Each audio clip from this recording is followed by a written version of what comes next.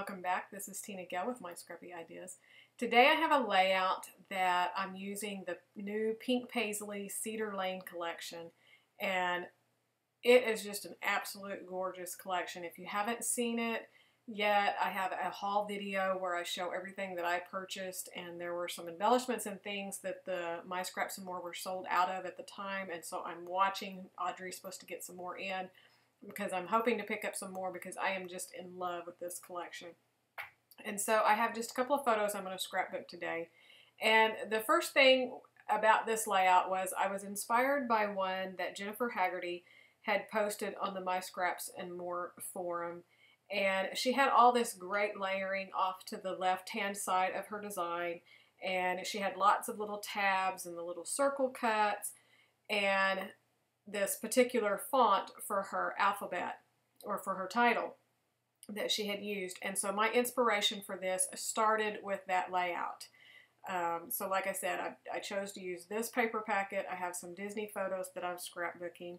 And then I also did this along with a challenge for a crop that I participated in, where we were to use a fall collection for pictures other than a fall. And like I said, these are Disney photos, and so that was part of the background into how I started with this.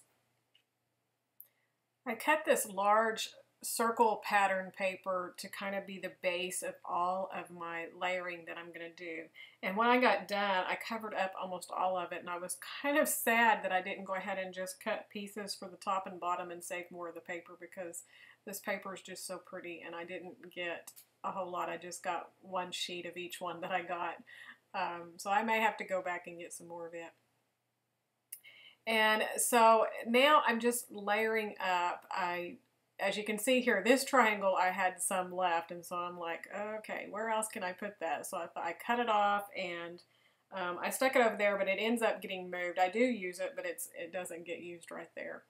And I'm just layering up. I wanted lots of different colors, so I'm using that flower to kind of build the base of my color scheme, and then all the other ones are like tone on tone or just single colors. And I pulled the colors from these photos of the Mad Hatter, and he had on this turquoise hat, and then kind of a blue vest, and then the orange jacket, and then just all of these bright colors. And my daughter has blue on too. And so I really wanted to use that bigger blue piece for my photo mats, but I wanted quite a bit of it showing, so I cut it quite a bit larger than my photos, so that it would just pull out the blue in those photos, because that orange also, that's a complementary color to blue, and so that's going to cause those photos just to pop up. And so if you follow along with me, you know that the photos are the most important part to me, along with the story. So I really wanted to showcase those.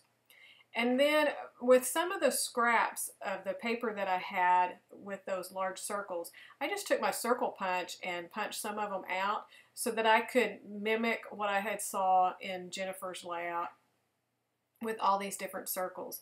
And then I pulled just a few little things from my stash. That arrow is the washi tape from the Amy Tan Rise and Shine washi tape. You know, just little sticker sheet.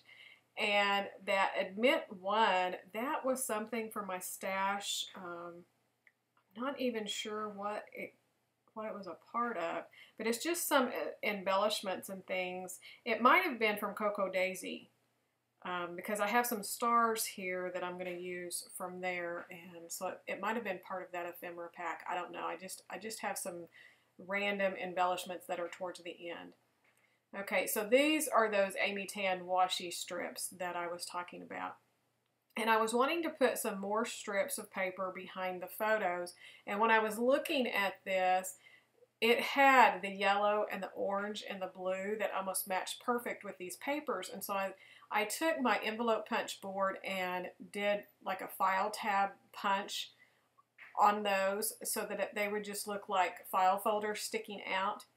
And you'll notice here, I'm sticking it on there, and then I'm realizing that it's so transparent and it's really not showing up like I wanted it to. So now I'm kind of going back and kind of playing with it, and I'm thinking I'm going to leave it on that backing sheet so that it's not transparent anymore. And so I kind of cut it away so that I could go off screen, and I just trim it away so that the paper is still, the backing is still on there. Now the orange piece had a little bit where the backing had come off, and so I just kind of let it go. But I really wanted those colors to stay bright. But it was really amazing to me how well they matched with this Cedar Lane paper. So it was just really perfect. So I'm just going to tuck that up behind the photo just so that I have some more layers going up behind there, and then I will add some more embellishments. And then I wanted something across the bottom. You can see I went ahead and I stuck that triangle up underneath the photos to create more layers there, and then I just wanted some arrows. And so I just put that washi tape right over the top of that. And that one, you know, was perfectly fine. I wanted it transparent. It was just the ones to the side. I wanted that orange and kind of teal and yellow to be really bright like the rest of the papers. And so now I have my title here, and I cut it with my Cricut and the Cricut Artistry cartridge. It has this wonderful font, and it's the same kind of font where the insides are not cut out, and that's what Jennifer had used on her layout. And so what I did was I just cut it twice so that I could glue them together so they'd be thicker, like a thicker alphabet. I just wanted a little bit more dimension, and so I've just glued all of them together so that they were double thickness, and then I just adhered it down underneath the photo and stuff. And these photos were of my daughter. She's started working at Disney World, and she's got a bucket list of all these characters she wants to meet and things she's been doing. So every day I get all these photos, and so she had went to 1900 Park Fair and had the breakfast, and the Mad Hatter had come out, and she had just called so excited about how much fun he was and the interaction they had. And so I immediately printed these off to scrap. So that, I think that's the first time I've ever scrapped photos from the day that the event happened, but it was just so much fun, and the colors in his outfit and stuff were just perfect for this Cedar Lane, and I was really wanting to work with it. And so for the title, I went and I cut this arrow off my cartridge too, and I just typed out on my new typewriter a little quote or a little bit from the movie, and it says, "There is a place like no place on earth, a land full of wonder, mystery, and danger. Some say to survive it, you need to be as mad as a hatter." And so I typed that little phrase, or that long phrase, on that, and then used the very ending as my title. And then the embellishments that come with this Cedar Lane, it has this puffy sticker sheet that I love. And so I took the pink off of it that says "Love This" to help carry that kind of peachy color, peachy orangey pink from the arrow up to the top of the page, just to repeat those colors.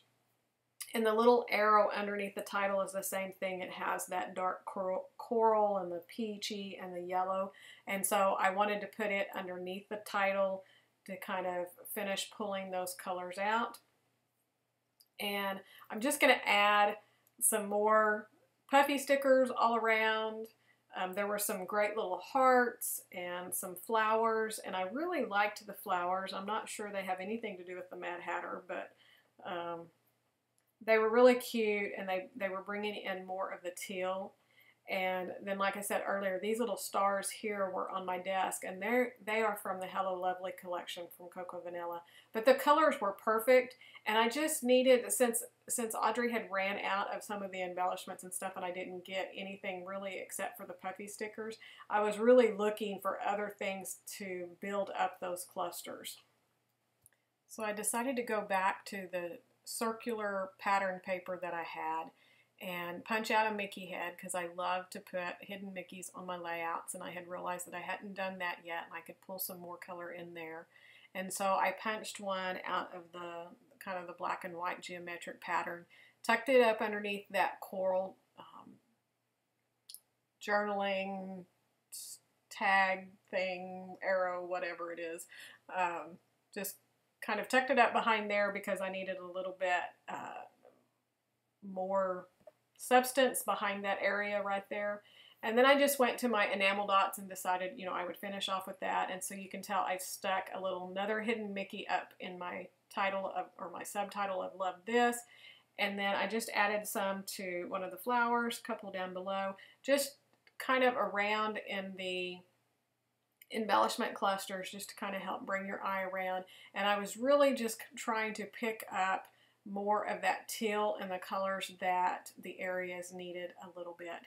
And then I'm just going to do a little bit of journaling.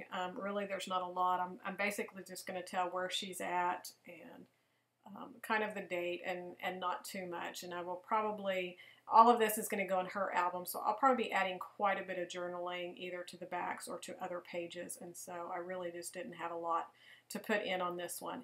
And I'm going to add some still shots at the end. I hope you enjoyed a look at this collection and this layout and what I did with it. Be sure to hop over to my Scraps and More if you haven't gotten your Cedar Lane yet and use the code for 20% off. And again, thanks for watching. I really appreciate all my subscribers. So we will see you real soon with another layout. Bye.